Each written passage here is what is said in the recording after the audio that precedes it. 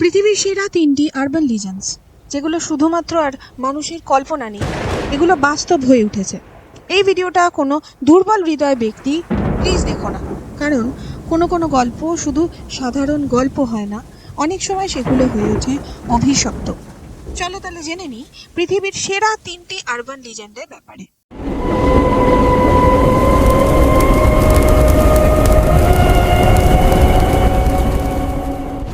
লা llorona, এটা একটা স্প্যানিশ ওয়ার্ড যার আসল অর্থ দ্য উইপিং ওম্যান। মেক্সিকোতে এক সময় এই লা lloronaর আতঙ্কে কেউ তাদের বাচ্চাকে কোনো জলাশয়ের কাছে একা যেতে দিত না।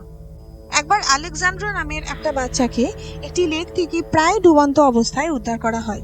পরে সুস্থ হলে আলেকজান্ড্রা বলে যে সে একজন মহিলাকে জল থেকে উঠতে দেখে, যে খুব কাঁদছিল, কিন্তু কান্নার মধ্যেও সে আলেকজান্ড্রার দিকেই তাকিয়েছিল। ওই মহিলা তাকে ভীষণ আকর্ষণ করছিল জলের দিকে যাবার জন্য। এরপর আলেকজান্ড্রার আর কিছু মনে নেই। হুঁশ ফেরার পর আলেকজান্ড্রা বুঝতে পারে যে তাকে কেউ যেন জোর করে জলের মধ্যে ডুবিয়ে দিচ্ছে। তখনই সে চিৎকার করে এবং তাকে উদ্ধার করা হয়। কিন্তু কে আলেকজান্ড্রাকে জলের মধ্যে চেপে ধরছিল? এটা আর কেউ নয়, এই সেই উইপিং ওম্যান বা লা llorona। কিন্তু কে এই লা llorona? বহু বছর আগে মেক্সিকোতে মারিয়া নামের একটি মেয়ে ছিল। এই মারিয়াকে একজন খুব ধনী মানুষের পছন্দ হয়ে যায় এবং মারিয়াও তাকে খুব ভালোবেসে ফেলে। এরপর তাদের বিয়ে হয়। মারিয়া পরপর 2টি সন্তানের মা হয়।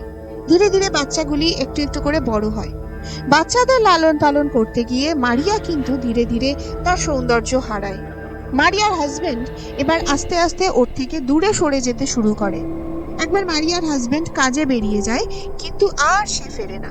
মারিয়া একা একা 2টো ছোট বাচ্চাকে নিয়ে সারাদিন অন্ধকার ঘরে থাকতো আর কাঁদতো। মারিয়া একদিন নদীর ধারে বেড়াতে গিয়ে তার হাজবেন্ডের সাথে তার নতুন স্ত্রীকে ঘনিষ্ঠ অবস্থায় দেখে ফেলে। সে এতটাই দুঃখে রাগে নিমজ্জিত ছিল যে সে তার প্রায় মানসিক ভারসাম্যই হারিয়ে ফেলে।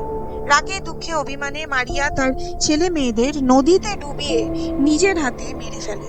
কিন্তু নদীতে তার ছেলেমেয়েরা ভেসে যাওয়ার পর তার হুঁশ ফেরে ও সে রিয়েলাইজ করে যে কি চরম সর্বনাশ সে ঘটিয়ে ফেলেছে।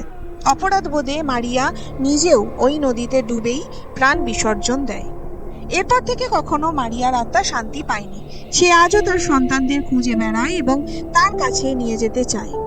বহু মানুষ লা lloronaকে নদী, সমুদ্র বা কোনো লেকের পাশে দেখেছে। কুচিসাকি ওনা, তুমি যদি হরর ভিডিও দেখতে পছন্দ করো তাহলে তুমি নিশ্চয়ই জাপানিজ আরবান লিজেন্ড কুচিসাকি ওনার ব্যাপারে শুনেছো। 1970-এর দশকে জাপানে এই কুচিসাকি ওনার আতঙ্ক এতটাই বেশি মাত্রায় ছড়িয়ে পড়েছিল যে মানুষ সন্ধ্যের পর বাড়ির বাইরে বেরোতে ভয় পেত। এই কুচিসাকি ওনার মুখ ছিল এপাশ থেকে ওপাশ পর্যন্ত কাটা। সে মাস্ক পরে রাস্তায় বেরোতো আর ফাঁকা রাস্তায় কাউকে পেলে জিজ্ঞেস করতো যে তাকে সুন্দর দেখতে লাগছে কিনা। তার হাতে থাকতো কাঁচি, যেটা দিয়ে সে ভিকটিমের উপর আক্রমণ করত। কেউ যদি বলতো যে তাকে খুব সুন্দর দেখতে লাগছে, তাহলে কুচিসাকি ওনা এবার তার মাস্কটা খুলতো আর তারপর জিজ্ঞেস করতো যে আমাকে কেমন দেখতে লাগছে। উল্টো দিকে লোকটা যদি এবার ভালো বলতো, তাহলে কুচিসাকি তার হাতের কাঁচি দিয়ে ঠিক ওইভাবেই তার মুখও কেটে দিত। আর লোকটি যদি বলতো যে তাকে খারাপ দেখতে লাগছে, তাহলে মুখ না কেটে ডিরেক্টলি তাকে মেরে ফেলতো। মানে হ্যাঁ বা না যাই বলো না কেন, কুচিসাকি ওনার হাত থেকে পালিয়ে বাঁচা এক কথায় অসম্ভব ছিল।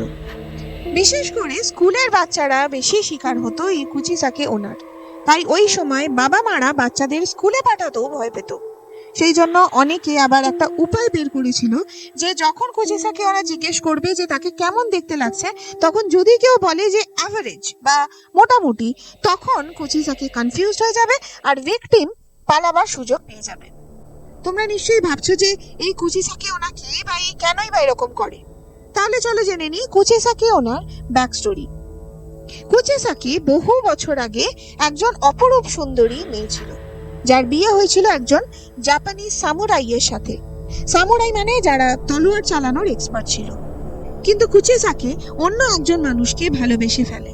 কুচিসাকির হাজবেন্ড একদিন তাদের দুজনকে একসাথে দেখে ফেলে। সামুরাই ওই লোকটাকে বলে যে কুচিসাকি ওর স্ত্রী, তাই অন্য কেউ কুচিসাকিকে খারাপ নজরে দেখবে এটা সে মোটেই বরদাস্ত করবে না। তখন সেই লোকটি বলে যে তোমার বউ এতটাই সুন্দর যে আমি ওকে ভালোবেসে ফেলেছি। তখন সামুরাই রেগে তার তরোয়াল দিয়ে কুচিসাকের মুখটাই কেটে ফেলে, যাতে তার সৌন্দর্যটা চিরকালের মতো নষ্ট হয়ে যায় এবং কুচিসাকে মারা যায়। এরপর থেকে কুচিসাকের আত্মা প্রতিশোধ নিতে রাস্তায় তার শিকার খুঁজে বেড়ায়। কুচিসাকের আতঙ্ক এতটাই বেশি ছিল যে এটা নিয়ে নিউজ আর্টিকেল, টিভি সিরিয়াল, এমনকি মুভিও তৈরি হয়েছিল। কিন্তু এর ফলে এই আতঙ্ক কিন্তু দ্বিগুণ হয়ে যায়। পুলিশ এই সমস্ত ব্যাপারগুলোতে বিশ্বাস করেনি এবং কে বা কারা এই ক্রাইমগুলো করছিল তাদের খুঁজতে শুরু করে। ঘটনাচক্রে একটি মাস্ক পরা মেয়েকে ওরা দেখতে পায়, কিন্তু দুর্ভাগ্যবশত পুলিশ চেস করার সময় মেয়েটি একটি গাড়িতে ধাক্কা খেয়ে মারা যায়। কিন্তু এখানে একটা টুইস্ট আছে। যখন পুলিশ মৃত মেয়েটির মুখ থেকে মাস্ক সরায়, তখন দেখা যায় সত্যি মেয়েটির মুখ কাটা ছিল। তাহলে কি এই মেয়েটাই কুচিসাকিও না, নাকি সে নিজেকে কুচিসাকিও না বলে ভাবতো আর ক্রাইমগুলো করতো? এর উত্তর কারোর জানা নেই। প্লিজ কমেন্ট করে জানাও যে তোমাদের কি মত। ইয়েতি। ইয়েতির নাম তোমরা সবাই শুনেছো। ইয়েতি এমন একটি প্রাণী যে হিমালয়ের পাহাড়ে থাকে। এই ইয়েতি নামটা তিব্বতী ভাষা থেকে এসেছে, যেখানে ইয়ে মানে পাথর বা রক এবং তি মানে প্রাণী বা অ্যানিমাল, অর্থাৎ পাহাড়ে থাকা প্রাণী। 1951-তে একটি পর্বতারোহী দল এই খুঁজে বেরোয় যে এভারেস্টের চূড়ায় যাবার কটা রাস্তা আছে। এই দলেই ছিলেন এডমন্ড হিলারি এবং তেনজিং নোরগে।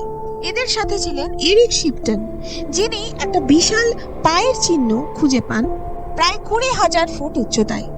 এরপর নেপাল সরকার নড়ে চড়ে বসে এবং তারা চেষ্টা করে যে যদি ইয়েতিকে কিডন্যাপ করে নিয়ে আসা যায়। কিন্তু নেপাল সরকার এটা বুঝতেই পারেনি যে এটা ইয়েতি, কোনো বাচ্চা ছেলে নয় যে কিডন্যাপ করে নিয়ে আসবে। হিমালয় পাঠানো দলের মধ্যে চার্লস হোভার্ড বারি বলে একজন ওখানে কিছু ছবি তোলেন। এরপর ওই ছবিগুলো দেখে মানুষ ইয়েতি সম্পর্কে অনেক কথা বলতে শুরু করে। এই ব্যাপারটা এতটাই ফেমাস হয়ে যায় যে নিউজ পেপার, ম্যাগাজিন, এমনকি গেমসেও ইয়েতির উল্লেখ পাওয়া যায়। কিন্তু তিব্বতের ইতিহাসে আজ থেকে শত শত বছর আগে ইয়েতির সম্পর্কে কিন্তু ডিটেলসে বলা হয়েছে, যদিও সায়েন্স কিছুতে ইয়েতির অস্তিত্ব মানতে নারাজ।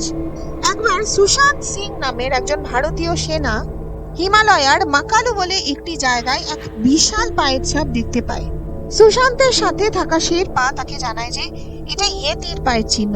তোমরা জানলে অবাক হবে যে বহু তিব্বতী মন্দির বা মনেস্ট্রিতে ইয়েতির মূর্তি খোদাই করা হয়েছিল বহু বছর আগে, এবং তারা বিশ্বাস করে যে আজও ইয়েতি পাহাড়ের প্রোটেক্টর হয়ে লুকিয়ে আছে এই বরফ ঢাকা প্রাকৃতিক শোভার মধ্যেই কোথাও।